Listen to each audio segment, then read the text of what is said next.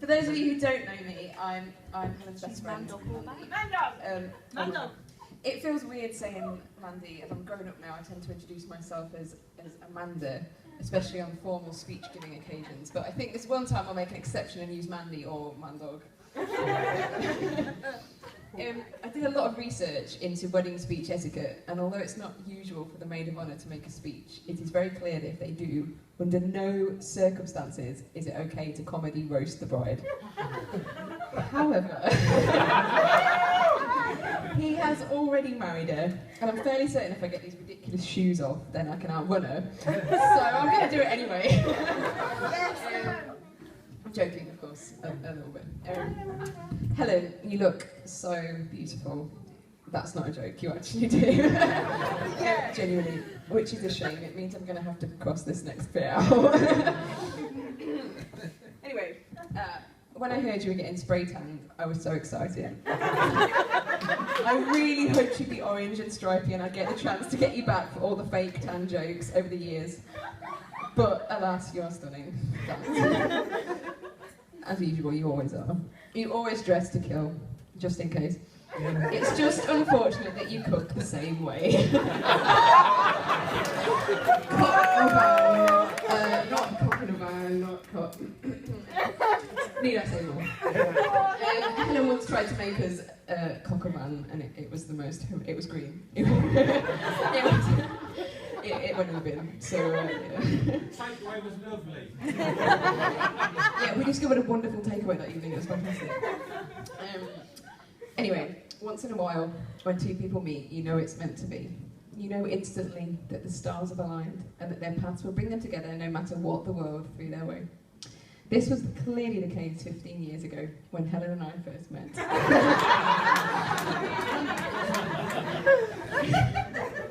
We have one of those rare friendships where we are equally there for each other. Sometimes I scrape her off the floor, sometimes she scrapes me off the floor. And when we're both in a state, then Ellie scrapes us both off the floor, and Rachel pours us another drink. Seriously, I'm so lucky to have a true best friend who has been in my life all this time, and I have some wonderful memories to share with you. They are not my first choice memories because she would kill me for those, but these are the ones I think I can get away with. Also, I'm a little bit further away from her than I thought I would be, so I might push it just a little bit. Anyway, the first one is the ponytail incident of 1999. Now, those of you who know Helen will know that she does not care what anyone else thinks, at all. Well, she was exactly the same at school. I, on the other hand, do care what people think, regardless of what this dress might tell you. I especially did at school, and having Helen as a best friend was at times a bit of a social liability. You would think there wasn't much she could do to embarrass me. It's a school, we had to wear uniform, even our coats were regulated at that point. So what on earth could she do to stand out, right? Nope. Being unique and determined not to follow the crowd, Helen used the one weapon she had to make herself ridiculous without breaking the school rules. Her hair. By the way, I'm pretty certain there is a rule in place about this now. It caused such uproar. I will never, ever, ever forget the feeling of dread that snaked its way into my stomach when she walked into the classroom with two ponytails. Now, that doesn't sound that bad, right? Let me finish. One was here, and one was here. It was social suicide. She was like a Lady Gaga teapot. And that was in the 90s, so no one was anywhere near ready for that. Now, if I was a better person, or if Helen was even half as cool as she thought she was, I would have stood by her by putting my hair the same way, and we would have started an amazing trend. I wasn't anywhere near that brave that then. I'm ashamed to say that I avoided her like the plague all day. And for the following week, just to make sure that nobody thought I had anything to do with it. But I am that brave. And that's thanks to Helen being my best friend all these years and teaching me that it's okay to be who you are and stand by your friends, even if it means everyone laughing at you. Which is why I'm wearing this horrendous dress for you right now. So wrap it up, and me and Emily both look like a hungry caterpillar. We have made our peace with it. Anyway, that was school. Then we split up and we went to university, and it was tragic.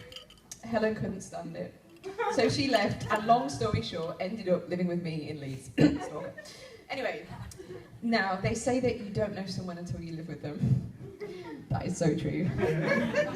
Dan, dude, I don't know how you stand it. There are many drunk Helen stories I could tell you about the university years, involving all manner of fancy dress, fun, laughter, dancing, and vomit. But my favourite Helen story from living with her has nothing to do with alcohol whatsoever. Now, we were always playing tricks on each other, hiding things, stealing things, you know. Helen had gone somewhere for the weekend and been daft enough to leave her room unlocked.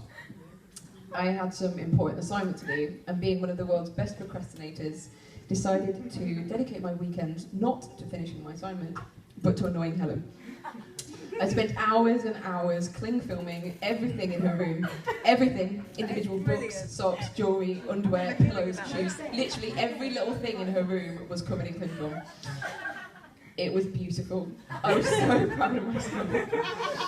Meanwhile, Helen had had a really bad weekend. Was in a foul-ass mood, we all know it. And wanted nothing more than to come home and fall asleep in the comfort of her own room. I couldn't wait for her to get home and discover what I'd done. I hid upstairs in my room, waiting for her, like so excited for her to get in. You can guess what happened.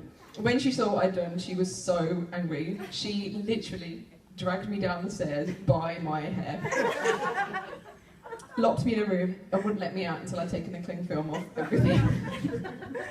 I was so scared of angry Helen that I actually did it. Worst prank ever. You are such a sportsball. So, to get you back for it, just wait till you get to your hotel room this evening. Sorry, Ben.